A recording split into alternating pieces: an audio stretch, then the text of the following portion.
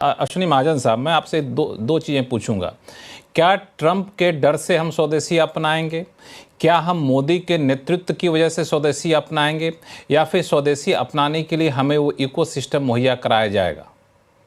देखिए, स्वदेशी एक पॉजिटिव विचार है। ये किसी के डर से या किसी के नेतृत्व के कारण नहीं होता है, लेकिन ऐसी ऐसी जब आवश्यकता पड़ती है, जब विदेशों पर हमारी निर्भरता इतनी ज्यादा हो गई, जो हमारा 19% मैन्युफैक्चरिंग का हिस्सा जीडीपी में होता था, वो 13.5% रह गया।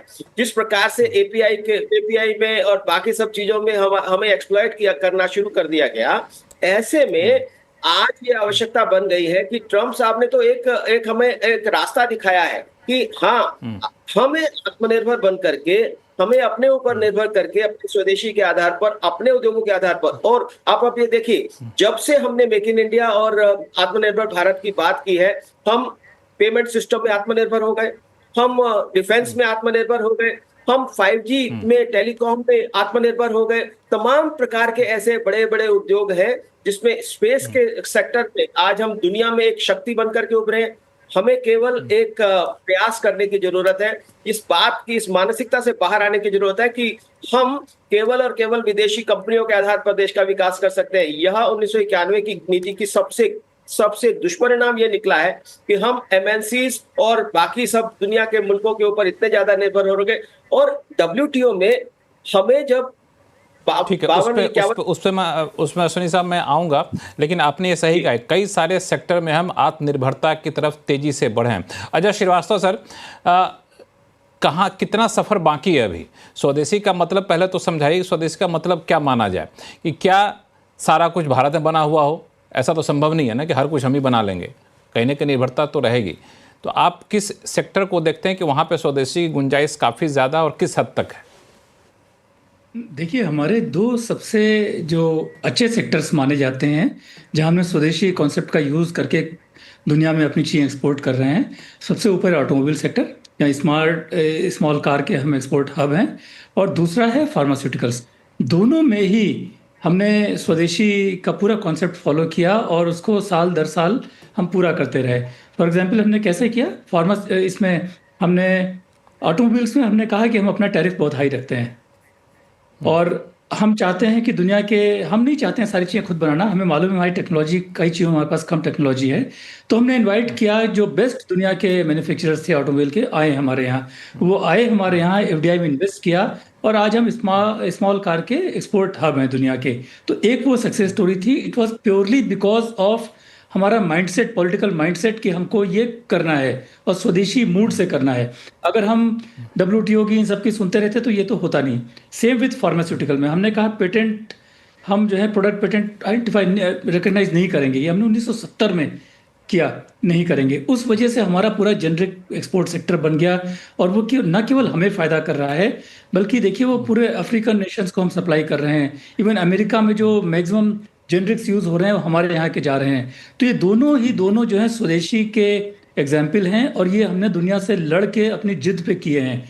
और ये जो लोग कहते हैं, जैसे मुझे बहुत अच्छा लगा सुन के कि प्राइम मिनिस्टर साहब ने कहा कि हमें भारत में बनना चाहिए, कौन बना रहा हमें कोई फर्क नहीं पड़ता है। तो इसका सबसे अच्छा उदाहरण मारुति सुजुकी है। देखिए, 83 में कोलैबोरेशन हुआ, और 15 साल में भारत की सारे ऑटोमोटिव सेक्टर का जो है वो प्रोडक्टिविटी 150% बढ़ गया, केवल एक कंपनी के साथ कोलैबोरेशन करने से। और आज देखिए हमारे पास सारी दुनिया की अच्छी कंपनी हमारे यहाँ अंदर मैन्युफैक्चरिंग कर रही हैं, और अगर हम ये टैरिफ हम 5% 10% करते तो ऐसा नहीं होता। तो स्वदेशी ने हमको पे किया है, लेकिन बहुत सारा काम, जैसा आपने कहा, अभी बाकी है।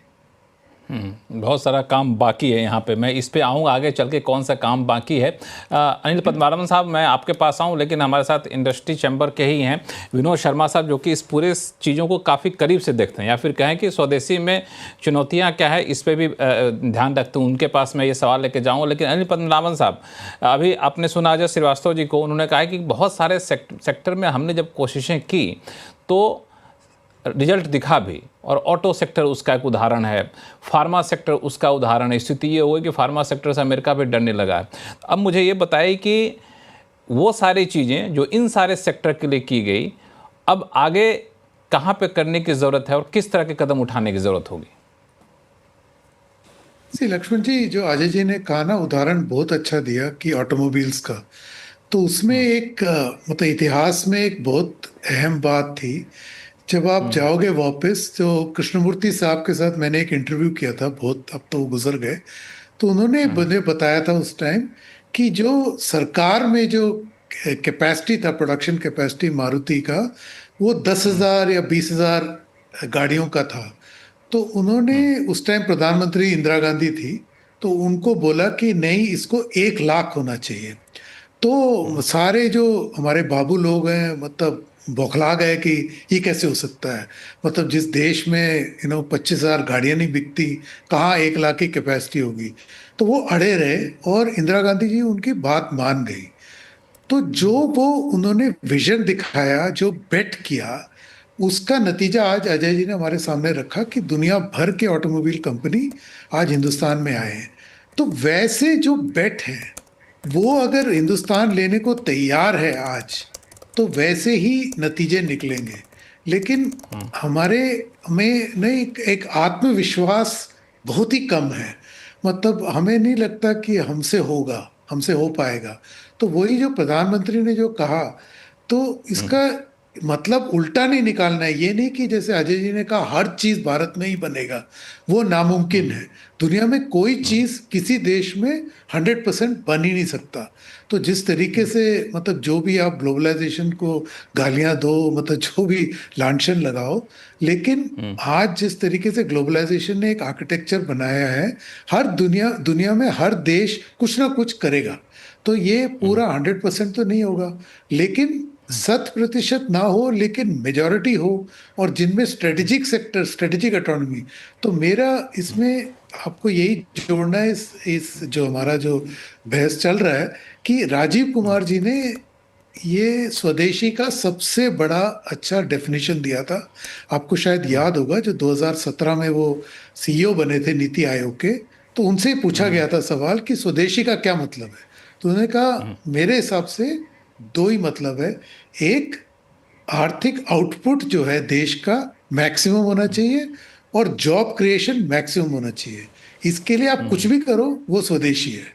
तो मैं कह रहा हूँ ये सबसे बड़ा बेस्ट डेफिनेशन है। नहीं तो आप और किसी की तरह जाओ, डेफिनेशन को अपनाओगे कि सब देश में ही बनेगा, तो एक राजनीतिक इसको एक मोड़ मिल जाता है, जिसमें ना हमारे मुद्दे हम भूल जाते हैं, वो थोड़ा सा एक अव्यवहारिक एंड हो जाता है। आउटकम भूल जाता है।